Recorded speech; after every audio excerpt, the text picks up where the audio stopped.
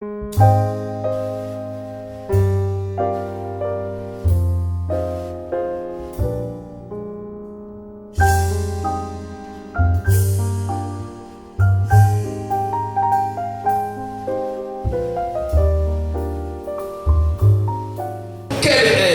le rôle de l'Église?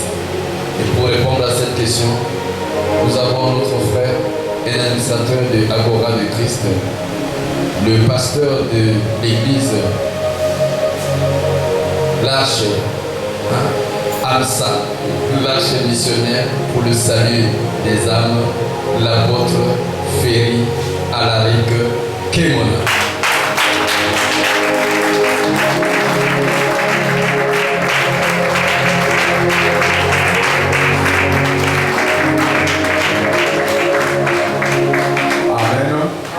Bonjour tout le monde, très chers éminents serviteurs, servants de Dieu de Agora de Christ. Que la grâce et la paix du Seigneur se reposent sur nous tous en ce jour. Amen. Merci, on peut prendre nos places.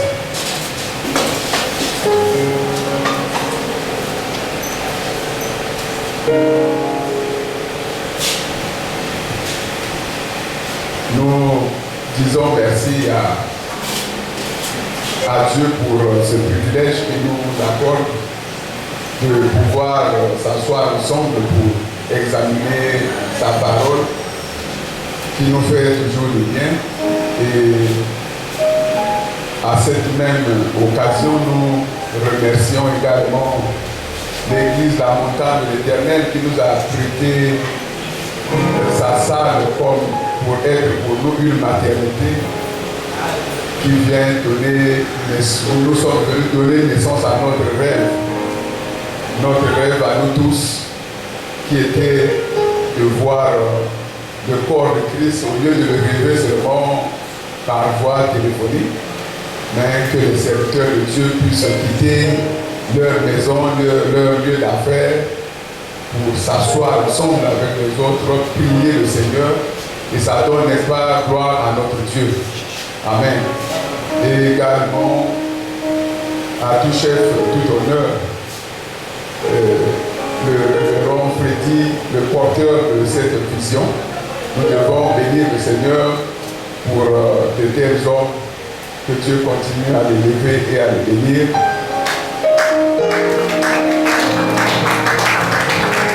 Beaucoup de respect, d'éloges et d'hommages à tous nos doyens, nos pères, nos patriarches, en tous vos rangs et qualités, et nos frères et collègues, ministres de Dieu.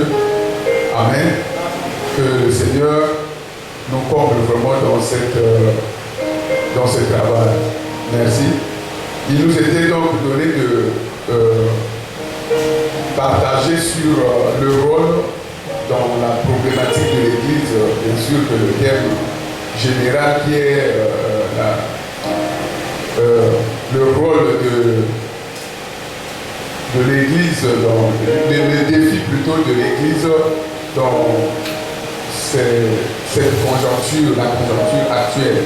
Mais nous allons parler plus précisément du rôle que doit jouer l'Église du Seigneur Jésus, notre Église, puisque il nous l'a confié, il nous a fait ministre et serviteur.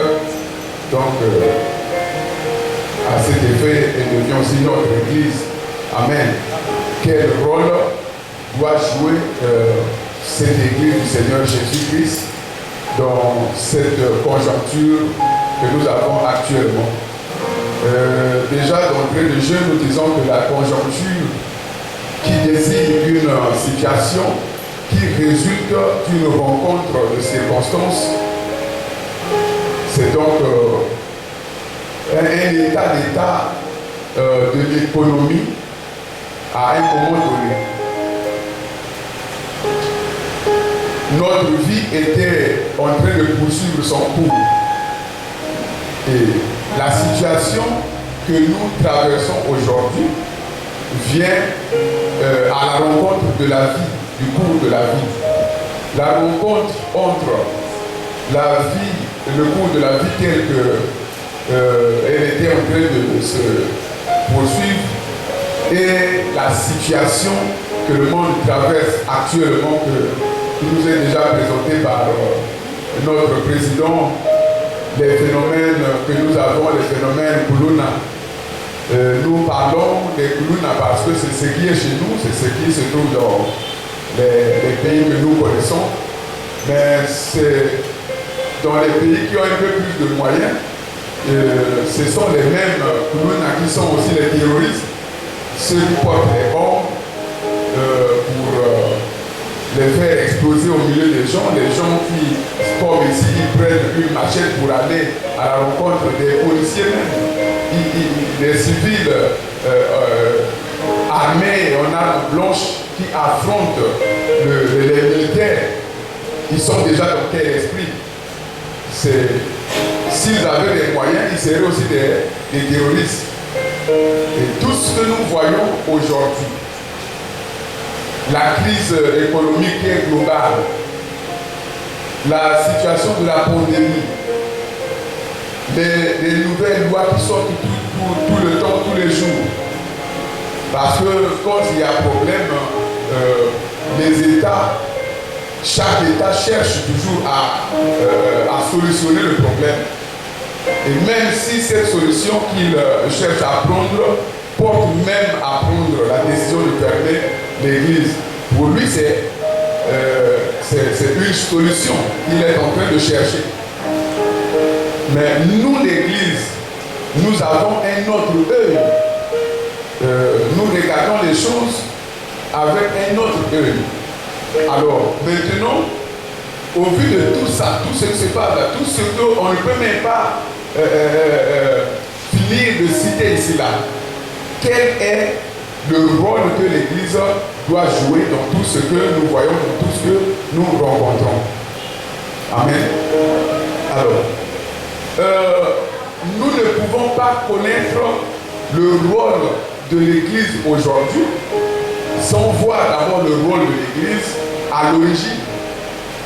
Est-ce que c'est le même rôle qui était à l'origine qui doit continuer, ou bien le rôle de l'Église change aussi avec les circonstances? C'est ça que nous voulons examiner. Mais pour connaître le rôle que l'Église doit jouer aujourd'hui, donc il nous faut d'abord analyser quel était son rôle hier, c'est-à-dire qu'on nous parle de hier depuis sa création. Elle était créée dans quel but? L'Église était créée dans quel but? Et pour connaître le but et le rôle de toute chose, la plus grande clé se trouve dans son nom. Dans son nom, parce que le nom est un titre qui lui est donné pour définir son rôle, ses buts, ses objectifs. Amen. Donc peut-être que comme nous avons commencé hier avec le premier orateur, quand j'ai essayé un peu de faire mes analyses bibliques, peut-être il y a d'autres points qui pourraient être un peu en contradiction, mais ne me crucifiez pas, c'est aussi Agora. Amen. Cet Agora peut aussi apporter une idée qui contredit parfois l'autre. Et puis, nous bénissons le Seigneur de ce que nous sommes au milieu des hommes de Dieu, la Bible est ouverte, et, n'est-ce pas, on peut analyser pour que ce qui était en erreur puisse être rentré dans la lumière. Donc c'est dans cette optique que Agora, nous travaillons. Nous ne travaillons pas pour se contredire, nous ne travaillons pas pour se combattre, parce que nous croyons être les ouvriers du même maître. Donc c'est comme les antennes des réseaux sociaux, l'antenne qui est ici à Brazzaville, et celui qui est en région, celui qui est en RDC, c'est le même réseau. Donc tout se fonctionne pour se compléter, le réseau là où l'autre antenne, le périmètre de l'autre antenne s'arrête, l'autre prend. Amen. Donc c'est dans cette optique-là que pense que celui qui a une idée, il peut donner des questions et tout. Voilà. Nous venons de voir que la conjoncture est l'état, et la situation qui résulte d'une rencontre de circonstances. Deux circonstances se rencontrent et vont engendrer une situation qui va être tout à fait nouvelle comme nous l'avons l'état d'aujourd'hui. Mais nous ne pouvons pas donc revoir le rôle sans rentrer dans la définition de l'Église. C'est quoi l'Église et quelles sont ses origines avec son rôle. Mais beaucoup de choses ont déjà été dites hier. Je vais juste toucher certains points. L'Église, comme une organisation de Dieu sur la terre par Jésus-Christ, qu'il a fait son serviteur, cette organisation est un agent céleste. Un agent céleste sur la terre. Il a dit que vous êtes dans ce monde, mais vous n'êtes pas de ce monde. Ça, c'est l'Église. Qui a pour mission de recevoir, d'écouter, de reconnaître la voix de Dieu et l'exécuter, c'est-à-dire pratiquer ce que le maître dit. Faire ce que Dieu dit de faire. Recevoir les instructions de Dieu et les exécuter dans le cadre de la façonnation des disciples pour le Seigneur. Voilà un peu en quelques mots le rôle qui était établi à l'origine et que nous allons pouvoir décortiquer. Mais il y a un terme que nous devons d'abord revoir. C'est dans le rôle de l'Église, c'est la différence que nous devons toujours savoir faire entre l'Église et le royaume de Dieu ou le royaume des cieux. Nous ne pouvons pas dire que l'Église est le royaume de Dieu. L'Église ne peut pas être le royaume parce que dans le royaume de Dieu, il y a toutes choses. Un royaume, c'est tout un État. Dans le royaume de Dieu, il n'y a pas que l'Église. Il y a aussi les anges. Il y a toutes les créatures, tout ce qui habite avec Dieu. Tout ça, c'est dans le royaume. Donc, le royaume, c'est la sphère de l'autorité d'un roi. Et un roi, il n'a pas que les enfants. Il a tout ce qui lui appartient. Amen. Donc, l'Église n'est pas le royaume de Dieu, mais l'Église est un agent qui travaille pour le royaume de Dieu sur la terre. D'où, quand il était dit, il était montré au roi de Nebuchadnezzar, cette pierre qui s'était détachée de la montagne et qui est venue briser la statue d'homme. Et la signification que Daniel avait donné à Nebuchadnezzar était quoi? Que cette pierre que tu as vue, c'est le royaume de Dieu qui vient briser le royaume de ce monde pour s'établir. Pas pour cohabiter, mais pour s'établir. Donc il vient briser. Quand Dieu va venir, c'est le royaume du monde qui va frapper, qui va briser. Pas de cohabitation entre deux royaumes, mais il vient plutôt pour briser le royaume de ce monde, pour s'établir lui-même. Donc il vient pour s'imposer et s'établir. Amen. Donc le royaume de Dieu qui est mentionné dans je suis en train de apporter d'abord la lumière entre la différence entre nous allons parler du rôle de l'Église parce que peut-être que nous pouvons être amenés à agir en tant que l'Église, mais plutôt à laisser notre fonctionnement en tant que l'Église et commencer à agir en tant que royaume.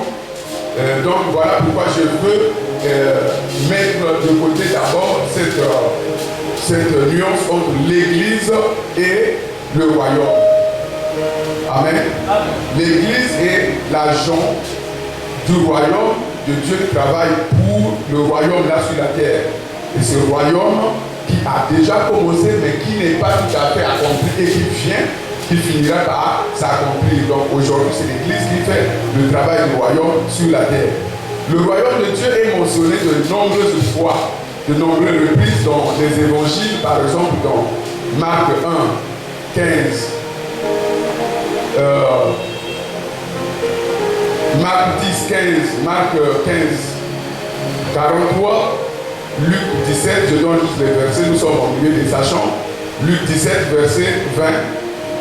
Et ailleurs dans le Nouveau Testament, par exemple dans Actes des Apôtres, chapitre 28, verset 31, Romains, chapitre 14, verset 17, 1 Corinthiens 15, verset 50. Si nous prenons ces passages en les lisant, nous devons toujours lire chaque passage pour l'interpréter dans son propre contexte et peut-être nous trouverons même que le terme royaume désigne plusieurs choses à la fois. Le terme royaume n'est pas utilisé dans tous les passages pour désigner une seule chose, mais pour désigner plusieurs choses. Et le royaume de Dieu ou royaume des cieux, c'est le même royaume, c'est l'expression pour désigner la même chose. Ce sont juste des termes qui sont synonymes. Cette expression révèle donc différentes significations, comme je viens de le dire, dans divers passages bibliques. Mais au sens large, le royaume de Dieu est le règne éternel et souverain. Le règne éternel est du souverain de l'univers. Plusieurs passages bibliques montrent que Dieu est le souverain incontestable de la création. L'Éternel a établi son trône dans le ciel et son règne domine tout l'univers, nous dit le psaume 103, verset 19. Règne et domine tout l'univers. L'univers, c'est toutes choses ensemble, toutes choses rassemblées. Donc l'Éternel est roi au-dessus de toutes choses et non seulement roi au-dessus de l'Église. L'Église lui appartient en propre comme serviteur, comme agent qu'il utilise pour développer son royaume en milieu humain, mais en réalité, il est roi au-dessus de toutes choses. Et comme je l'ai cité, le roi Nebuchadnezzar a dit, sa domination est éternelle. Daniel aussi, au chapitre 4, verset 3, dit, même les autorités terrestres sont établies par Dieu. Romains 13, verset 1. Donc, en un sens, le royaume de Dieu incorpore toutes choses. Cependant, l'Église de Dieu, composée de toutes les races, ethnies, langues et familles de la terre, je viens de parler des anges compris, ce n'est pas ça notre sujet. Je vais juste parler de l'Église. Nous sommes en train de parler de l'Église, mais il y a toujours des ramifications. Donc, l'Église, c'est le peuple de Dieu qui est sur la terre. Même si Dieu nous envoie des anges, ils viennent, ils travaillent avec nous, mais ce sont des esprits. Cependant, l'Église, c'est nous là qui sommes en bon peuple de Dieu sur la terre. Composé de toutes les races, toutes les ethnies, toutes les langues et les familles de la terre, parce que Dieu les a appelés à lui seul, pas pour partager les pensées ou les opinions, mais pour s'assembler ensemble et écouter sa voix et la suivre et l'obéir. Dieu ne nous a pas appelés pour qu'on s'asseye, qu'on discute des opinions, qu'on se partage des opinions, mais il nous appelle pour nous donner, nous dire ce que nous devons faire, nous écoutons ce que nous devons faire et nous le faisons.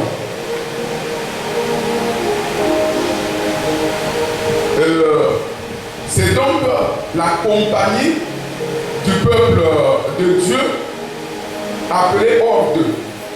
Si je n'ai pas voulu vraiment rentrer tellement dans les termes parce que, mais c'est vraiment, on ne peut pas comprendre notre rôle sans comprendre vraiment la définition de l'Église.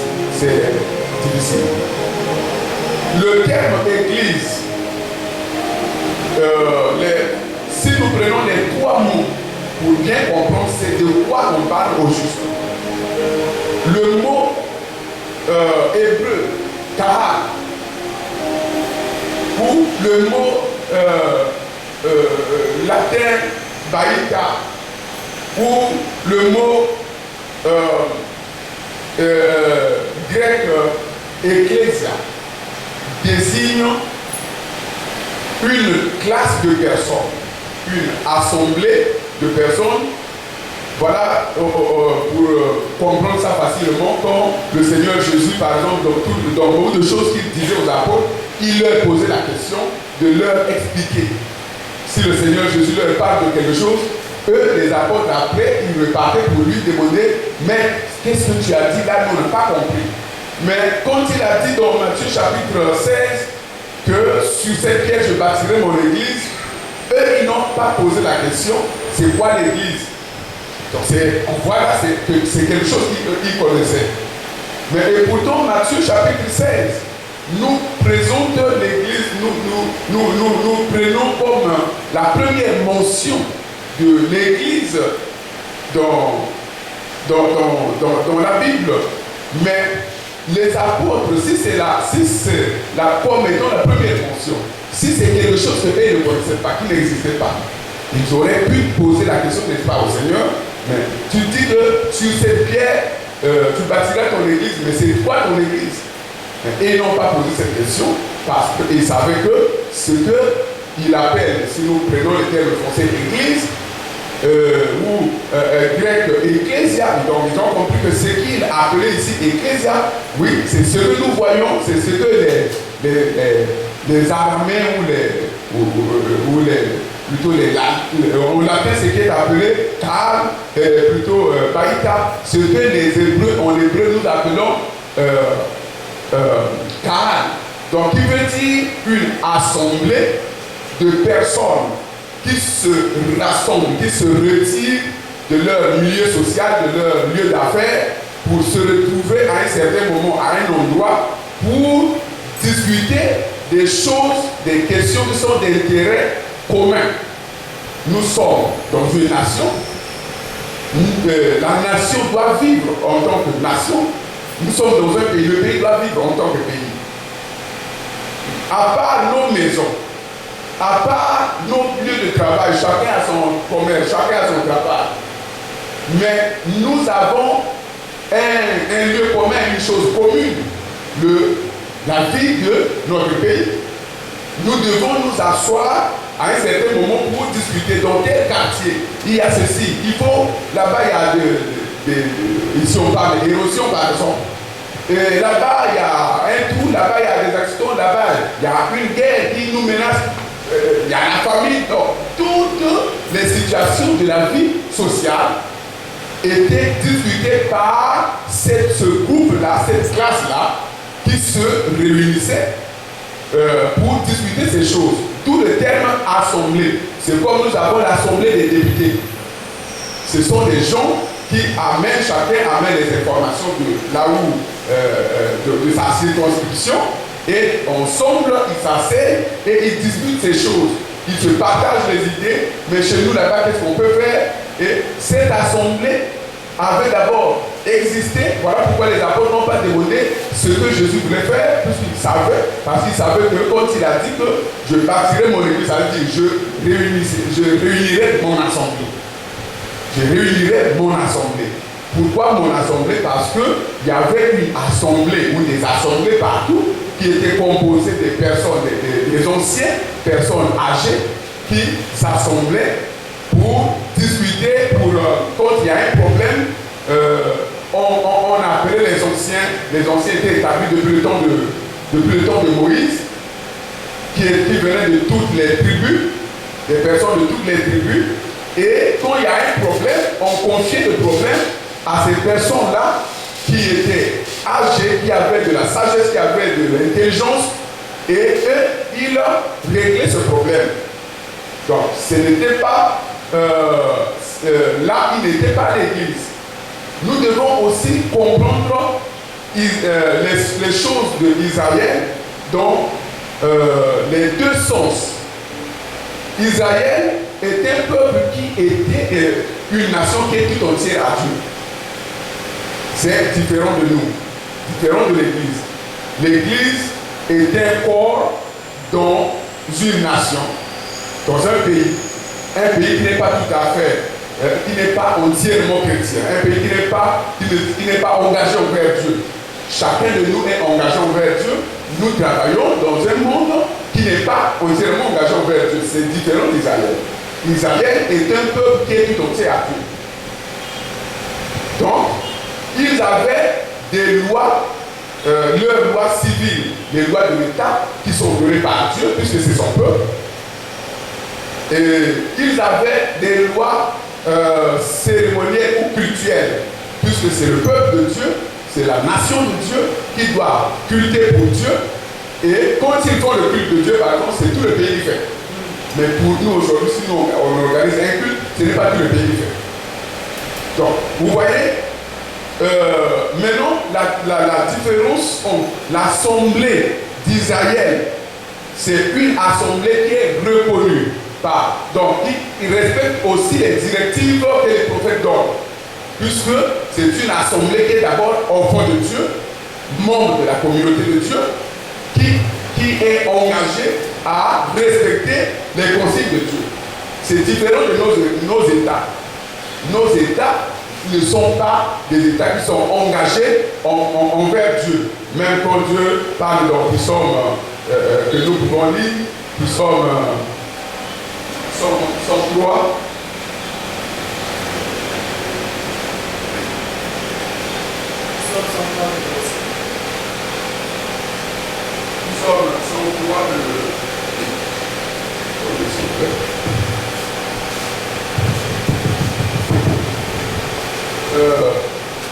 Psaume 33 plutôt, verset 12. Suivant un peu ce que dit la parole de Dieu. Psaume 33, verset 12. La Bible nous dit: je te répondrai quand cela, tu n'as pas raison. Est-ce que c'est ça le...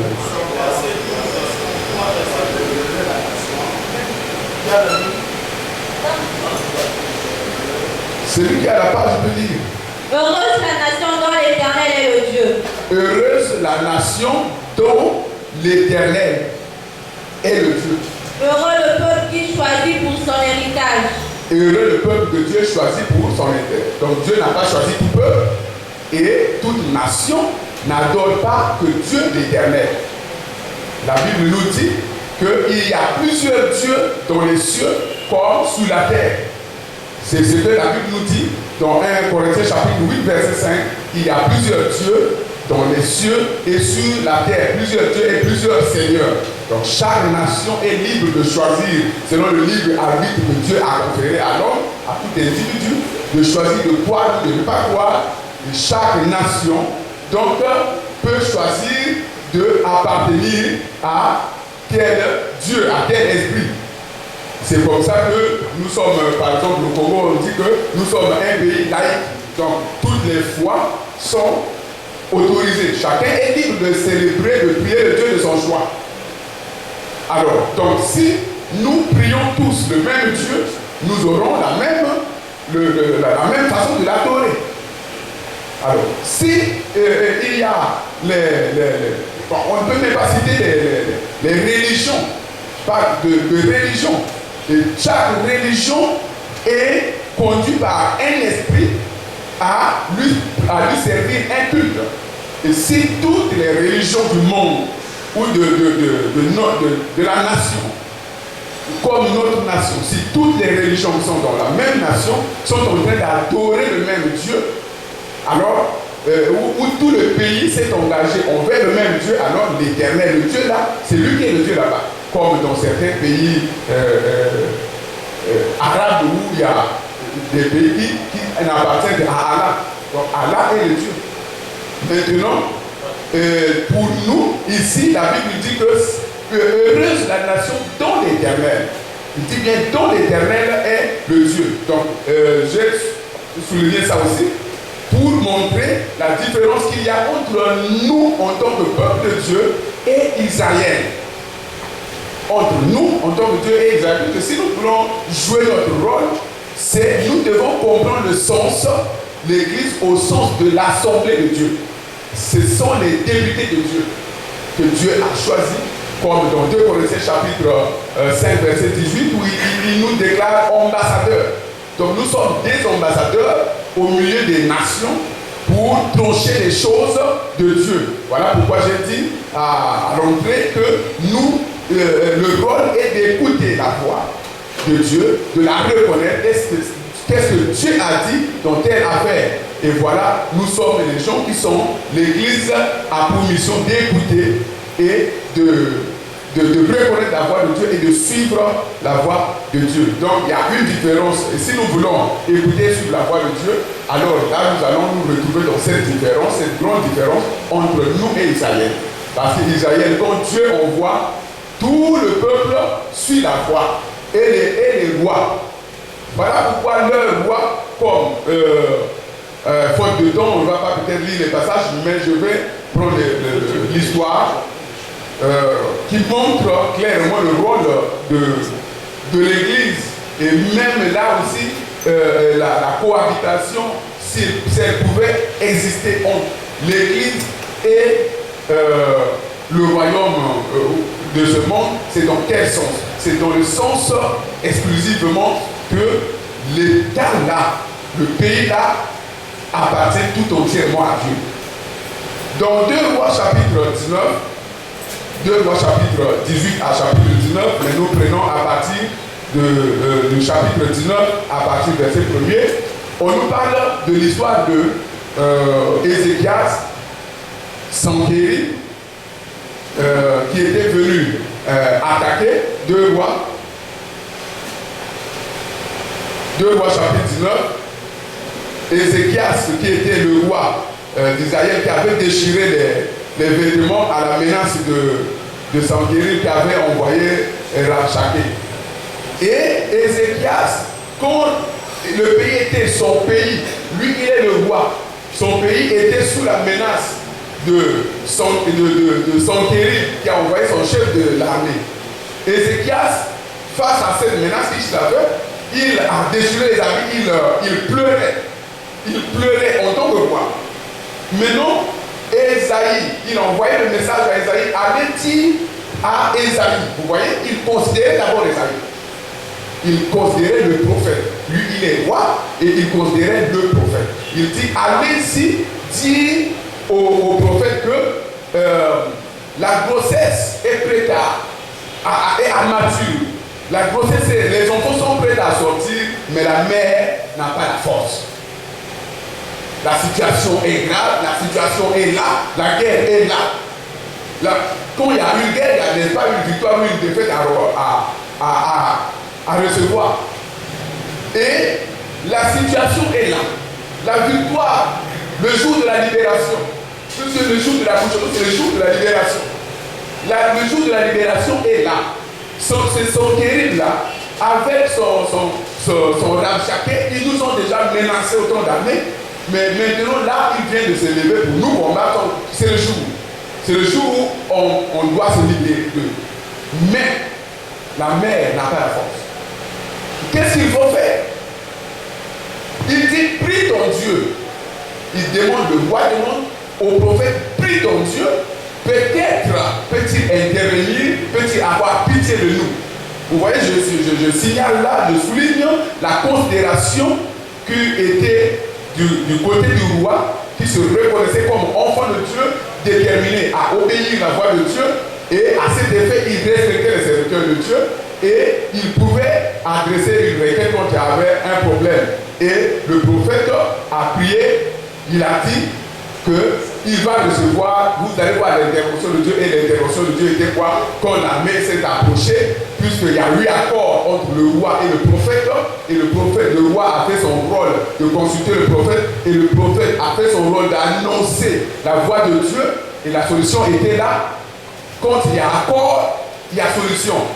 Mais quand il n'y a pas accord, il y a désaccord, c'est là où les situations se compliquent. C'est différent de nos nations. On ne peut pas parler de nos nations, des nations aujourd'hui que l'Église peut collaborer avec les États. Ce n'est pas possible. C'est dans quel sens? La décision de l'État doit être de fermer l'église quand il y a problème. J'ai lu le décret ministériel du Togo, par exemple, le décret que le ministère, nous avons un ministre qui peut nous témoigner cela. Le décret, la lettre était écrite par le ministre de l'Intérieur du Togo le 5 décembre, qui interdit toute musique dans l'église. Mais nous savons que Dieu nous demande la musique. Pouvons-nous dire qu'un tel État est en train d'obéir à Dieu? Et si aujourd'hui l'église tend la main pour travailler avec cet État, c'est dans quelle mesure? C'est dans la mesure où les lois de Dieu sont enfreintes par eux et avec la bénédiction de l'église, ou dans la mesure où eux, ils vont devenir dociles à Dieu, c'est-à-dire ils vont comprendre aussi le travail, la mission de Dieu a donné à l'église comme il leur a donné de porter les nations. C'est Dieu qui établit tous les rois, c'est Dieu qui leur a établi comme il nous a établi, mais il peut arriver que certaines autorités, certains dirigeants deviennent hostiles au plan de Dieu. Et dans ce cas, l'église doit ramener, l'église doit parler franchement et sincèrement, même si ça doit coûter la vie n'a pas, cela n'a pas commencé aujourd'hui. Nous devons retourner à l'histoire des apôtres. Et cette vie-là que nous gardons, nous comptons, non, il y a des perceptions, si tu fais ça, cette vie-là, nous allons la garder jusqu'à quand? Même si eux, ils ne nous tuent pas, de toutes les façons, on mourra. De toutes les façons, on mourra. Donc, si le destin de Dieu est que nous soyons, notre sang contribue ou complète le sang des martyrs pour la gloire de Dieu, c'est lui qui nous envoie dans le monde, c'est lui qui doit nous choisir par quel moyen il va nous retirer. L'église doit cesser de trembler, de dire des choses. Tant que l'église sollicitera toujours la main de son adoption par l'État, nous sommes en train de revenir, de retourner en l'an 213, où Constantin, le pape, l'empereur Constantin, quand il était monté, l'église était passée de persécution en persécution depuis sa naissance depuis sa naissance. Nous savons que l'église a eu des problèmes avec qui? Mais les problèmes de l'église étaient toujours avec les autorités. Moïse n'a pas de problème avec les pauvres qui s'asseyent dans les maisons d'Égypte. C'est avec l'autorité. L'apôtre Paul, quand il nous parle des esprits qui animent les principautés, les autorités, c'est vrai que ce ne sont pas ces personnes-là. Mais bien aimé, aujourd'hui, si une guerre va se déclencher, ce n'est pas un pauvre qui est dans un village assis là-bas, qui n'a pas une arme avec son petit canif, son petit couteau, qui va déclencher la guerre. C'est l'esprit d'autorité, c'est l'autorité. C'est ça que nous devons comprendre en tant qu'Église. Quand Paul dit les principautés, les autorités, les esprits méchants dans le bien, ces esprits-là, quand ils veulent détruire les populations, ils saisissent qui? Retournons au temps de Daniel, retournons au temps de Mardochée.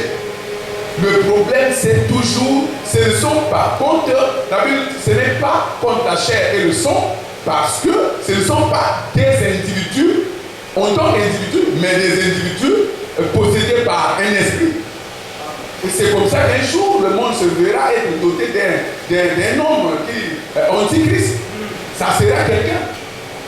Quelqu'un possédé, l'apôtre Paul dit dans 2 Thessaloniciens chapitre 2 qu'un tel homme ne pourra sortir que par la puissance de Satan. Donc Satan, dans lui, comme Satan était dans Judas, comme à un certain moment Satan se retrouvait dans Pierre. Amen. Et si Jésus pouvait dompter Pierre, il pouvait se retrouver avec combien de personnes possédées? Donc c'est pour montrer le rôle de l'Église. L'Église n'est pas pour dire oui à toute parole que l'État ou à n'importe quel État dit.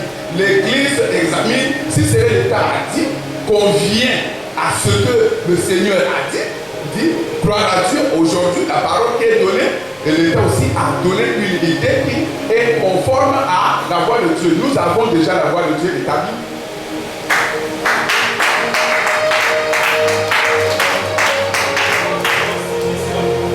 Nous avons notre constitution. Si les choses qui nous sont données se conforment à notre constitution, nous disons, ah Seigneur, aujourd'hui tu nous as fait grâce.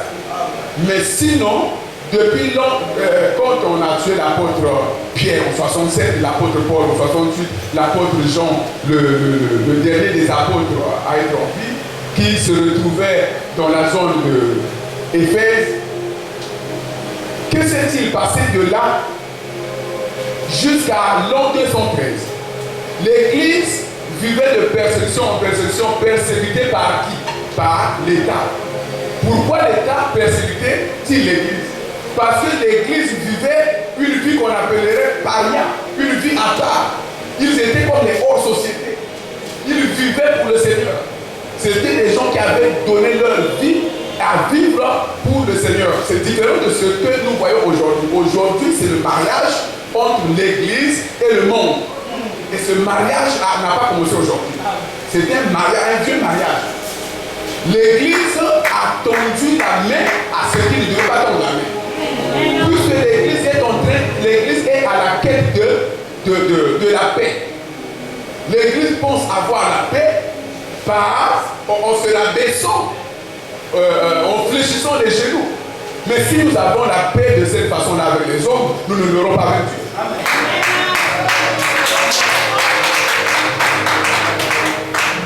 Nous ne l'aurons pas avec Dieu.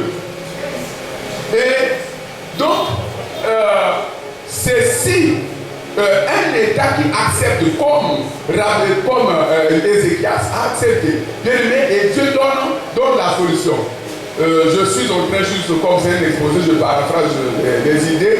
Je sais qu'avec les questions et les apports des uns et des autres, voilà. Donc, l'Église vivait la persécution. Nous devons retourner à ses origines. Comment ils ont vécu, les apôtres? Ils étaient en alliance avec quel président? Qui n'est pas devenu président et puis eux, ils deviennent, et qui n'est pas devenu chrétien et puis eux, ils deviennent. C'est quel exemple biblique que nous pouvons avoir? Pourquoi on leur a coupé la tête? Tous les apôtres ont été tués. Pourquoi? Ils étaient tués. Pourquoi? C'est parce qu'à un moment donné, l'esprit du diable, regarde, l'esprit du diable, c'est comme l'esprit de Dieu, descend, saisit les humains. Et les humains saisis par l'esprit de Dieu font les choses qui honorent Dieu, mais les humains sont saisis par l'esprit du diable, ont tendance à résister aux ordres de Dieu. Et là, il y aura toujours combat contre la marée Mardoché. C'est là où Mardoché dira toujours non, que je ne peux pas fléchir les genoux. Je ne peux pas faire Mardoché ne fléchira jamais les genoux de voir un amas qu'il est censé le convertir. Et ce n'est que par la vérité qu'on peut convertir. Et la vérité n'est pas une parole qui fait plaisir à beaucoup d'autorité. La vérité, d'abord la vérité, c'est Dieu. La vérité, c'est la parole de Dieu. Et la parole d'un grand Dieu ne sera pas une parole qui est circulant dans le cœur d'un pauvre pécheur, un pauvre mortel, saisi par l'esprit du diable. La parole de Dieu, quand elle sort, elle va faire mal au cœur. Ça amène à la croisée des chemins. La parole de Dieu nous conduit à la croisée des chemins. On doit choisir ouvertement où on va servir, on va appartenir à Satan, ou on va appartenir à Dieu, qui on va adorer. Pilate s'était efforcé, n'est-ce pas, quand il a refusé de juger Jésus. Pourquoi? Parce qu'il évitait que la décision vienne de lui. Mais il ignorait une chose. Chacun doit décider face à Jésus. Pilate a dit non, c'est pas moi, je donne à. Il a d'abord envoyé auprès de Hérode pour que la décision de la mort ou de la vie de Jésus soit prise par Hérode. Mais Dieu a fait des choses de façon que Pilate a été étonné de voir que la personne qu'il envoyait auprès d'Hérode pour qu'il la sentence soit prononcée là-bas, on a lui ramène. Hérode dit j'ai examiné la chose, mais toi aussi examine, décide. Décide. L'évangile est venu pour nous amener à la croisée des chemins.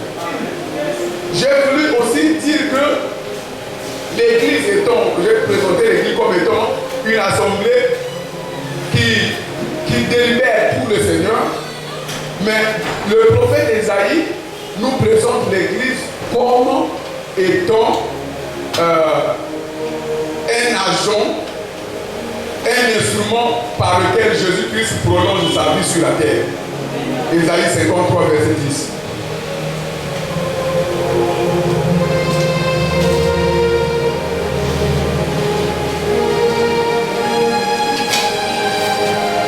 Ésaïe 53, verset 10, nous pouvons lire ceci.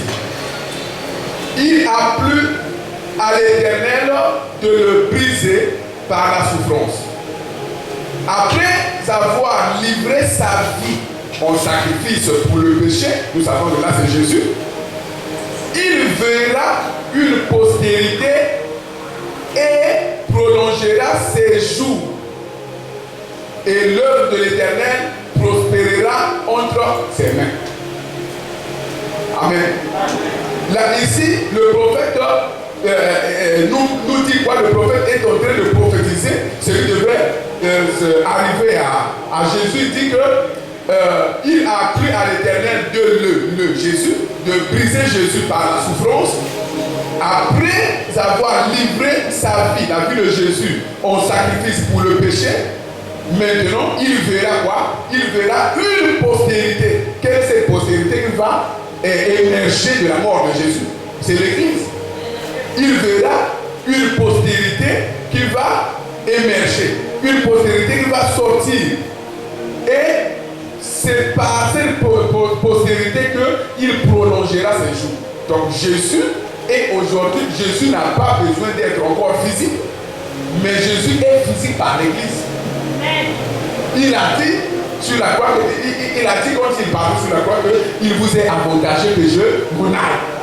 Parce que par la chair, si je suis à Potopoto, je ne peux pas être à Mikalu. Si je suis au Congo, je ne peux pas être à la fois au Congo, au Gabon, au Tchad, en Angola, partout on le cherche. Mais il dit quoi? Qu'il vous est avantageux que moi, je m'en aille, parce que quand je m'en serai allé, par la chair, je disparais au milieu de vous, mais je reviens vivre par l'esprit en vous. Et maintenant, par l'esprit peut être partout à la fois. Donc voilà pourquoi l'Église joue le rôle de prolonger les jours pour la vie de Jésus. C'est ce que Jésus devait faire. Nous, chaque jour, nous devons nous poser la question. Vous savez que si ce sont des choses qu'on doit se dire, qu'on doit examiner. Nous parlons pour examiner, nous les rappeler entre nous et puis on examine, on voit si on doit continuer tel qu'on est en train de faire ou on doit changer les choses. Amen. Nous pouvons être aujourd'hui une église, c'est un exemple, moi je suis le pasteur de vous, et quand c'est le jour du culte, vous tous, vous allez venir. Donc le dimanche comme ça, vous tous, les ministres, les apôtres, les prophètes, vous venez, vous asseyez. Maintenant on reçoit le peuple, et moi je prêche à ce peuple-là, et je finis, et on dit amen, et on repart. Et tous les donc, je veux dire quoi? Je veux dire ceci, que une église, l'église à laquelle aujourd'hui, c'est l'église qui, il y a un ministre, ou avec l'ensemble du collectif des ministres qui s'asseyent au lieu d'aller évangéliser dans les rues. Jésus qui partait de ville en ville, de village en village, pour sauver les âmes. Amen. Amen. Jésus n'avait pas besoin d'avoir une foule des ministres qui sont derrière lui, qui s'asseyent juste pour satisfaire son honneur.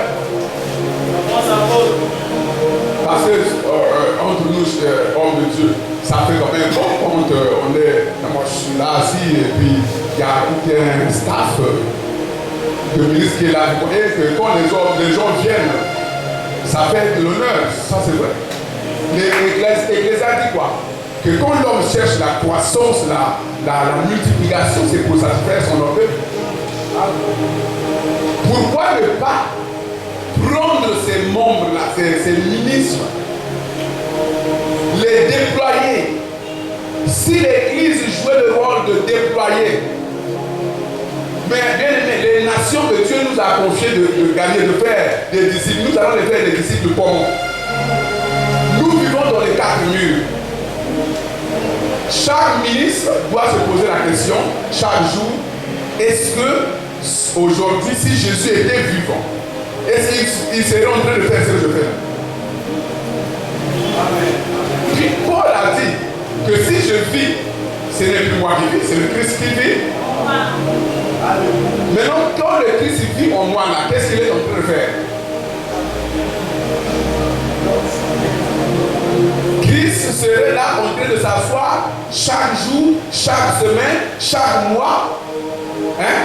Alors qu'il y a des âmes qui n'ont pas encore écouté, mais il y a des âmes qui se surchargent de la parole, de la parole, de la parole. Une parole qui rentre tous les jours et qui ne fait aucun effet. Parce que la parole, l'apôtre dit que quand elle rentre, elle doit agir. On la reçoit pour aller la répondre chez les autres. La Samaritaine avait une maturité pour aller gagner le monde. C'est une rencontre qui s'est faite. Une vie qui a réellement rencontré. Voilà pourquoi je dis qu'aujourd'hui, nous vivons à l'église au temps de Constantin. Le temps de l'église, le monde dans l'église. Une vie qui a réellement rencontré Christ doit aller servir Christ. Doit aller servir Christ. Notre mission, notre rôle n'était pas de s'asseoir dans les 4 murs. Pendant la Covid, les États nous ont testés, ils nous ont eu. Ils nous ont testés, ils nous ont eu bien aimés. Il y avait même plus de prières dans les maisons des hommes de Dieu.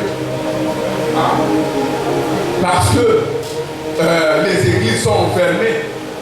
Les hommes de Dieu, nous on avait peur du corona, que même s'il y a une âme qui est malade à côté, on ne peut pas sortir. Si la prière peut se faire, c'est par téléphone. Reconnaissons-nous par là que nous sommes cette vie-là qui appartient à Jésus. Cette vie que Jésus utilise. Et Jésus va utiliser une vie qu'il va doter de la peur de rentrer, de rester dans le lit. Parce que l'État dit, l'Église n'écoute plus la voix du Saint-Esprit, mais plutôt la voix des médias. L'Église dépend maintenant de ce qu'il entend dans le monde. Ce qui n'a pas vérifié, ce qui ne peut pas justifier, ce qui ne peut pas prouver. Quelle Église sommes-nous dans ces temps? Quelle Église sommes-nous dans ces temps? Posons-nous la question, est-ce que les apôtres à notre place préféreraient une chose que nous faisons? Si les apôtres ressuscitaient aujourd'hui, ils rentrent au milieu de nous dans notre culte. Ils vont s'étonner, ils vont si on donne la parole, mais l'apôtre Pierre qui vient de ressusciter, dis-nous s'il y a un mot à dire, il va se lever et dire, mais je m'étonne même de ce que vous me connaissez, que je suis apôtre. Mais où est l'église que nous on a laissée?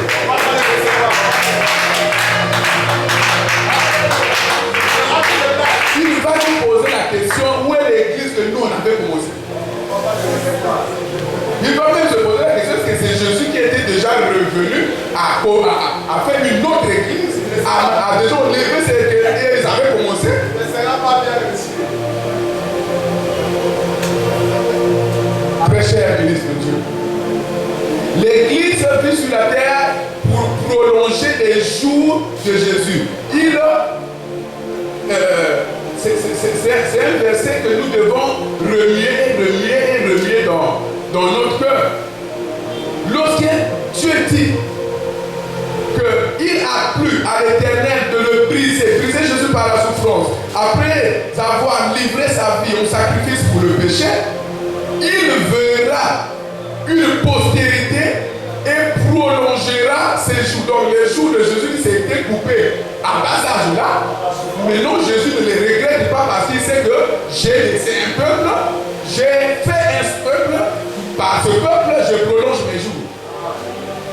Isaïe 53 dit, Jésus sait que par nous, il est en train de prolonger ses jours. Mais la question qu'on doit se poser, est-ce qu'il est en train de prolonger ses jours par nous?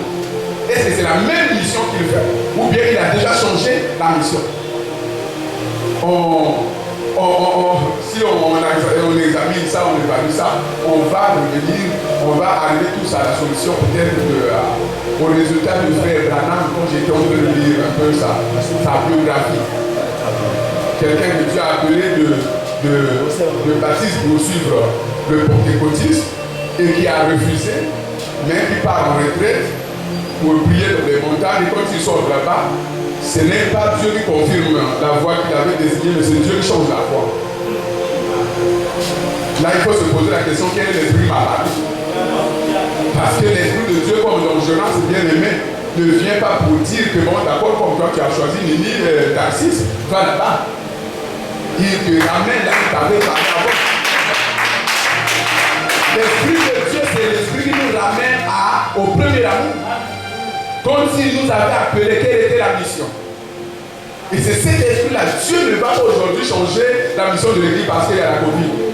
Dieu ne va pas changer la mission de l'église parce qu'il y a la crise. Même si tous les fléaux de la fin des temps se déversaient sur le monde le même jour, l'église aura la même mission.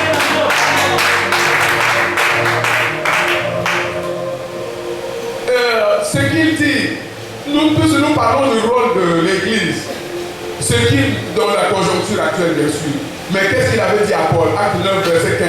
Mais le Seigneur lui dit, va, cet homme est un instrument que j'ai choisi pour porter mon nom devant les nations, devant les rois et devant les fils d'Israël. Ici, j'ai déjà dit que nous ne faisons pas allusion avec la cohabitation ou je ne sais pas comment appeler ça, entre le monde et l'église. Si le monde, le royaume de ce monde, tant qu'il n'accepte pas de se convertir à Christ, avec nous, ça ne marchera pas du tout. Parce que nous ne pourrons pas changer. Vous voyez pourquoi Constantin avait s'était levé et il avait corrompu l'église. Constantin était très sage. Constantin savait que par la voix de ses premiers empereurs, il ne pouvait pas avoir l'église. Constantin a eu l'église gratuitement. Les premiers empereurs, ils regardaient la vie de l'église, les gens qui vivaient dans la chasteté, dans une vie de sincérité, une vie sans compromis. Et cela les dépassait parce que l'église ne faisait pas ce qu'ils faisaient. Et les premiers empereurs s'étaient mis à persécuter l'église. Mais quand Constantin est arrivé, il a vu qu'il y a la persécution, et il y a la division dans le pays, les croyants ne veulent plus s'associer au monde avec les autres. Qu'est-ce qu'il va faire? Il vient pour être le roi, le chef politique d'une zone tout à fait déchirée où les gens ne s'entendent pas. L'église de son côté, le monde de son côté. Mais il veut être le chef de tous. Qu'est-ce qu'il a choisi de faire? Il choisit de concilier les deux. Il devient d'abord chrétien, sans baptême d'abord. Il est baptisé vers les derniers jours de sa mort. Il devient chrétien. Combien d'hommes politiques que nous avons dans notre église que nous disons qu'ils sont venus, ils ont cru ou se sont convertis. Quand ils ont cru, quelle est leur marche? Quand ils ont cru, quelles sont les lois qu'ils soutiennent? Quand ils ont cru, que sont-ils? On n'est pas chrétien par la bouche, mais par la marche. Christ n'était pas venu inaugurer des paroles, mais un chemin. La vie chrétienne n'est pas une parcelle, on rentre, on s'arrête. C'est un chemin qu'on doit marcher, étape par étape, qu'on doit évoluer. C'est un chemin d'une marche évolutive. Nous devons suivre la vie même de ces âmes-là, bien-aimés. Le Seigneur ne nous fera pas cadeau. Toutes les personnes qui nous a confiées, qui sont rentrées en contact avec nous, ministres de Dieu, dont la vie ne change pas, mais qui ne nous fripose. Parce que ceux qui s'assemblent se ressemblent. Comment eux, ils ne changent pas, et aussi qu'ils ne nous fuient pas.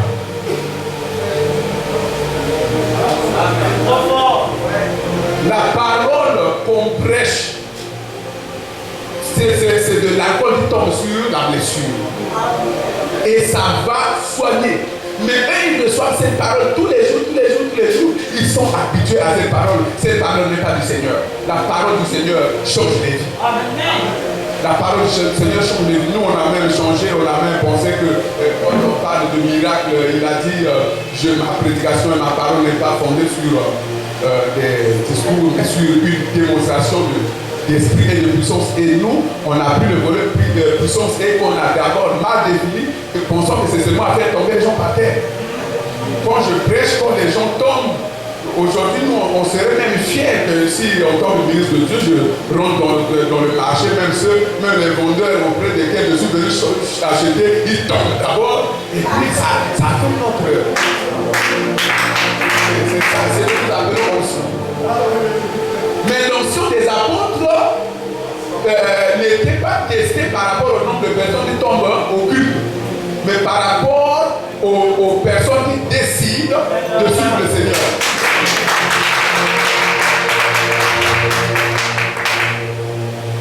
Mais le Seigneur lui dit, va car cet homme est un instrument que j'ai choisi pour porter mon nom devant les nations, devant les rois.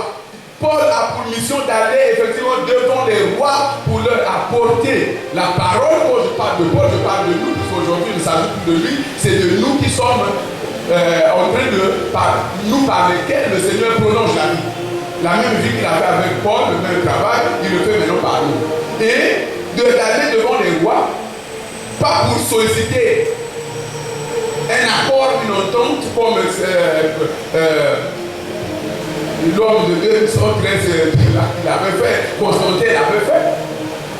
Il a réconcilié l'Église avec le monde. Il a dit, bon, le monde ne persécutait plus l'Église, désormais vous aussi l'Église, acceptez quand même les autres. En son temps, on dit qu'en ce temps-là, les tombes qu'on adorait, les idoles, sont devenues les tombes de l'Église. Bien aimé. Ça veut dire que les chefs des idoles-là, les maîtres magiciens-là, ils s'étaient convertis à Dieu. Non, ça veut dire que l'Église a fait ce qu'elle vit aujourd'hui, la même association avec les magiciens. L'Église a fait la même association, c'est que les apôtres, c'est que Pierre aurait refusé. L'Église a accepté. Et voilà, il y a eu cet accord. C'est ça que nous vivons aujourd'hui. Nous sommes envoyés devant les rois de la terre. Nous sommes envoyés devant les députés. Ce sont les créatures de Dieu. C'est pour les faire devenir chrétiens. Ce n'est pas pour que nous, on se laisse corrompre par eux. Et aujourd'hui, bien aimé, il y a une honte. Il y a une honte. Un ministre est à l'aéroport depuis qu'il prépare son voyage. Il n'a jamais eu le temps d'aller réfléchir sur un génie pour confier son voyage entre les mains de Dieu. C'est à l'aéroport là-bas qu'il attend. Parce que, pour dire ça, je suis à l'aéroport, je suis en train de prendre le vol. Et puis, donc, bien aimé, il était partout, même dans les magasins, il est allé. Mais le temps d'arriver à l'église, c'est simplement. Aujourd'hui, les hommes de ce monde nous prennent pour leur jardinier. De la même manière qu'il a les peintres, il a les maçons, il a les caroleurs, il a aussi les pasteurs. Donc, il sait que dans ma parcelle, il y a tous mes travailleurs sont complets. Quand il appelle travailleurs, il y a aussi les pasteurs. Comment pouvons-nous être contents de gérer un homme qui se passe pour un enfant de Dieu, mais qui n'a pas le temps d'aller dans la maison de son père, mais que le père va venir chez lui tous les jours? Et on dit que même si tu n'as pas le temps de venir à l'église, mais pour lui de Dieu, on voit quand même la dîme d'autrui. Autrui de qui? Autrui là, c'est qui n'a pas besoin de la vie de la personne, mais a besoin de son argent. Autrui là, c'est qui? Disons-leur clairement que si tu ne viens pas, donne ma dîme. Parce que franchement, Dieu n'a pas besoin des avoirs des gens. Il a choisi les choses vives, il a choisi les choses faibles pour en faire devenir des choses fortes, des choses riches. Il est capable, nous disons, il est celui qui élève et celui qui rabaisse. Donc, si nous on vivait comme au premier siècle, le premier siècle, l'Église gardait sa position.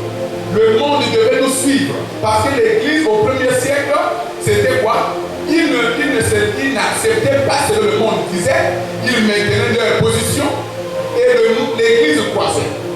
Curieusement. L'église croissait parce que les gens là maintiennent leur vérité, leur position, en regardant leur façon de vivre, et ils ne sortent pas de leur manière là, ils ne sortent pas de ce cadre-là. Et tous les jours, même les fils des empereurs commençaient à quoi? C'est là où ils ont dit non, il faut une guerre contre ces personnes. C'est si nous maintenons notre position. Acte 9, verset 16, et je lui montrerai tout ce qu'il doit souffrir pour mon nom. Et c'est la parole que le Seigneur aurait dit à Paul.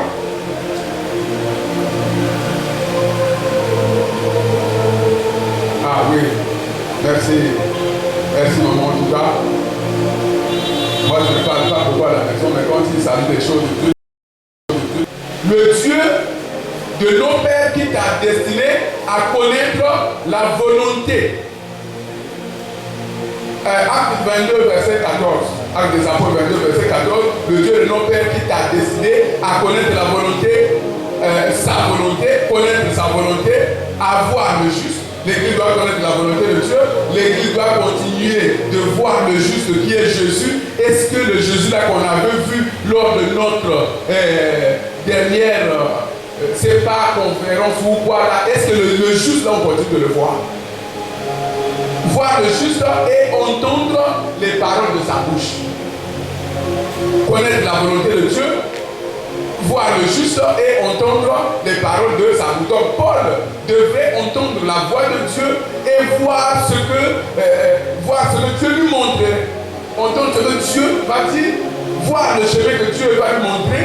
Dans les versets 16 et 17 de ce même chapitre 22, Paul devrait donc devenir un témoin de Dieu lorsqu'il connaît sa volonté, lorsqu'il continue de le voir et lorsqu'il continue donc d'entendre les paroles de sa bouche.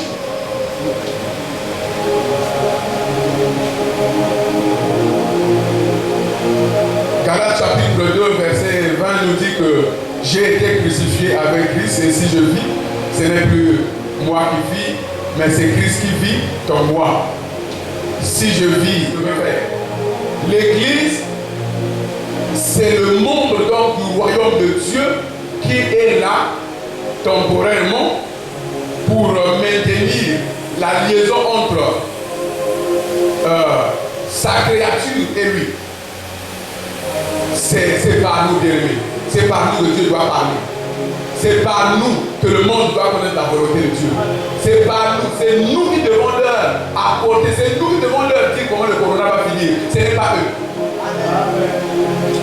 Ce ne sont pas eux qui vont nous dire comment le corona va finir. Et là aussi, il y a un autre concept. Notre conception de sacrificateur et roi. Je crois bien que nous devons un peu analyser en profondeur ces choses. Il nous a fait un royaume de sacrificateurs. Êtes-vous sûr qu'on peut rentrer dans un royaume, là s'y faire une autorité, donc c'est comme un pays. Un royaume comme un pays. On rentre comme dans un pays comme le Maroc. Tout le monde est roi.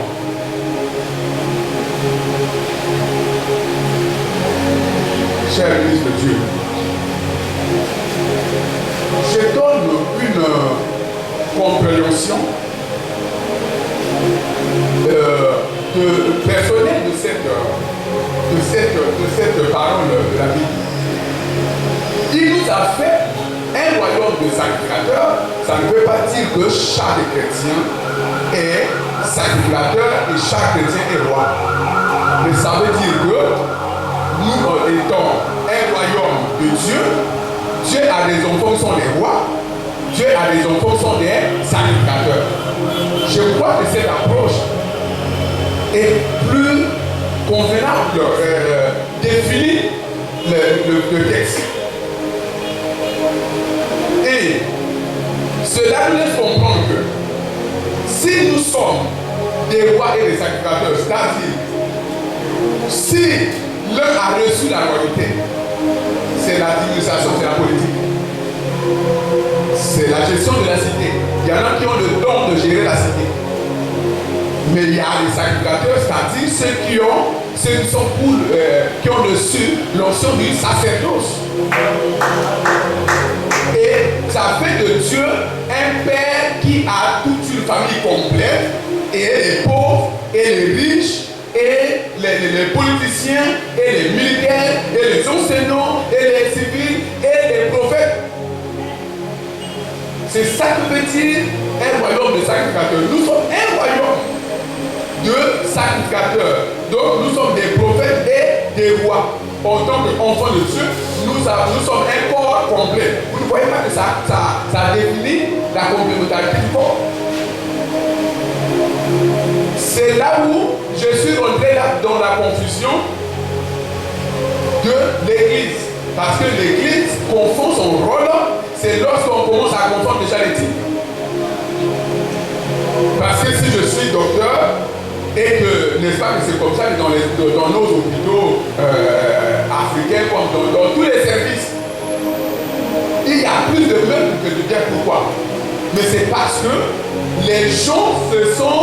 il y a tellement trop de parvenus. Celui qui a semé un peu de l'haricot là-bas dans sa région, il a vendu 5 sacs, peut devenir ministre de l'Agriculture. Celui qui a poursuivi un voleur l'a attrapé, on doit rechercher qui a volé, c'est lui qui devient commissaire de police. Celui qui a réussi de faire quelque chose tel jour-là, c'est lui-là qui on confie la chose. Et c'est pourquoi bien aujourd'hui nous nous retrouvons dans des nations où on a ceux qui devaient être les colonels qui se retrouvent en médecine pour opérer les gens bien, mais ça va donner quel résultat. On a des médecins qui sont dans l'armée, ça va donner quel résultat? La corruption nous appelons corruption. Comment elle va finir? La corruption ne finira pas tant qu'il n'y a pas des hommes qui doivent être chacun à la place qu'il doit être. Pour finir la corruption, c'est que le juge doit être à sa place. Mais lorsque le juge voit que ici, là, l'argent ne rentre plus, il veut devenir médecin parce que là, il y a au moins des consultations de tous les jours. Lorsque c'est bien aimé, la corruption commence par la confusion des types. Yes, amen. Et c'est ça qui fait que, puisque nous sommes, si nous considérons que tout le corps, tout le peuple de Dieu est l'ensemble, donc, chaque enfant de Dieu est prophète et roi. Mais chacun va chercher à jouer le même rôle avec l'autre. Quelle base biblique pouvons-nous, puisque tout ce que nous avons dans le Nouveau Testament, le Nouveau Testament est la réalisation du plan qui est l'Ancien Testament. Tout ce que Dieu fait avec nous dans la nouvelle alliance, il a déjà modélé. Un jour, Saoul a attendu que Samuel vienne à la guerre pour faire le sacrifice de démarrer la guerre. Samuel tardait à venir. Mais Saoul a fait quoi? Lui, il est le roi, Samuel est le prophète. Et Saoul s'est levé, il a fait le sacrifice. Et c'est là où les problèmes sont rentrés. La royauté d'Israël a subi des problèmes. Parce que Saoul s'est levé pour remplacer le prophète, pour jouer le rôle du prophète. Puisque lui aussi, il est un enfant de Dieu, nous sommes tous fils d'Israël.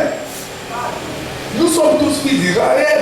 Mais la main ne jouera pas le rôle du pied. Le pied ne jouera pas le rôle de l'œil. Il y a l'œil à sa place, il y a la bouche à sa place. Et tout ça, ce n'est pas. Tout ça, ce sont les membres du corps. Mais chaque membre du corps doit jouer un rôle distinct. Je vais m'arrêter à rappeler à l'église ici. Nous, dans notre rôle du corps du Christ, dans notre rôle de l'église de Jésus-Christ sur la terre, si nous ne voulons pas, si nous voulons retourner au créneau, si nous voulons récupérer notre place déjà perdue, même si nous sommes restés avec nos mutuelles des cultes, Mais si nous voulons retourner au culte agréable, avec piété et crainte que Dieu attend, nous devons jouer, chacun doit jouer son rôle à lui que le Seigneur a confié. Chacun doit. Quel est le rôle de l'apôtre? Je dois jouer mon rôle en tant qu'apôtre. Je dois. Si j'ai eu la grâce de devenir apôtre sans connaître mon rôle, mais ce n'est pas ça qui va me tuer. Ce qui va me tuer, c'est mon ignorance de continuer de demeurer un apôtre qui ne connaît pas son rôle. Continuer de demeurer un évangéliste qui ne connaît pas son rôle. Un docteur qui ne connaît pas son rôle. Un pasteur qui ne connaît pas son rôle. La confusion, je suis sur le point, je continue sur le point sur la confusion. La confusion est rentrée où? L'église, aujourd'hui, nous nous battons pour voir retrouver encore l'unité. Mais nous savons que notre défi, notre grand défi, c'est l'unité. Il a dit que tout royaume, Matthieu 12, Matthieu 25, 12, il a dit que tout royaume qui est divisé contre lui-même ne pourra pas vaincre. Et nous sommes conscients, bien aimés, que nous sommes utilisés. Chaque personne ne peut le nier, nous sommes utilisés. Comment est-ce que nous allons vaincre? Mais nous, pour vaincre, nous devons être un. Mais pour être un, c'est là que j'ai aimé le terme sur la doctrine. On ne peut pas être un avec des doctrines qui sont contradictoires. Comment deux personnes, le prophète l'a dit, deux personnes qui sont assis au même endroit. On peut être assis au même endroit, mais on n'est pas ensemble. Quand on est assis au même endroit, l'autre regarde là-bas, on se trouve le dos, l'autre regarde là-bas, mais quand on va démarrer la marche, on va aller. Chacun va prendre la direction qu'il voit. Voilà ce qui fait la division de l'église. Qu'est-ce qui fait la division de l'église? La confusion qui fait que l'église ne joue plus son rôle. Le manque, notre manque de réussir, de jouer notre rôle est arrivé lorsque chacun de nous a raté de jouer son propre rôle, le rôle de son don spirituel, le rôle de son don ministériel. Aujourd'hui, nous voyons que tous les musiciens, quand ils réussissent de faire le service avec impact, ils deviennent pasteurs. Tous les musiciens vont devenir des pasteurs. Toutes les femmes, nos femmes, nos pasteurs, nous pasteurs, toutes nos femmes vont devenir nos adjointes, nos assistantes. Est-ce que sommes-nous sûrs que c'est un appel que Dieu, ou bien c'est notre propre voie pour la sécurité de l'Église?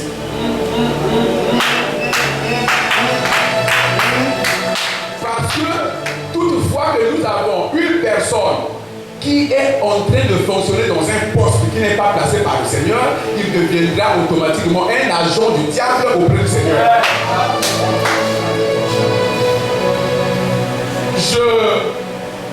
Je crois au ministère de la femme. Je crois que Dieu peut faire n'importe quel ministre. Il a fait parler même des animaux. Mais je ne crois pas que chaque femme que le pasteur a pris avant ou après le ministère. Donc chaque pasteur, donc si un homme est automatiquement ministre, sa femme automatiquement pasteur. Je crois qu'il y a des femmes, des pasteurs qui sont des ministres de Dieu. Et je crois aussi qu'il y en a qui ne sont pas des ministres de Dieu, mais qu'on essaie de mettre parce qu'on est en train de vivre une vie de complexe aujourd'hui. On s'efforce à faire comme l'autre. Alléluia, peuple de Dieu. L'apôtre ne connaît plus son rôle, le prophète ne connaît plus son rôle si nous regardons surtout ainsi par l'Éternel. Mais qu'est-ce qui fait qu'aujourd'hui, bien aimé, on veut s'appuyer, on veut appuyer tout le monde. Le frère vient avec un don de faire manger les gazons au peuple de Dieu. Si tu dis, mais ça c'est quoi? Il dit, mais c'est comme ça que l'Esprit m'a parlé. Mais toi tu résistes à la voix du Saint-Esprit, c'est comme ça que l'Esprit m'a montré que je dis ça.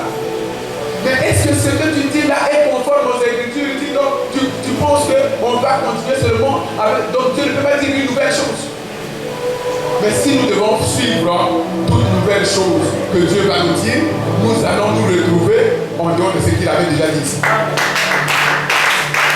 Et si nous voulons passer seulement à ce qu'il a dit ici,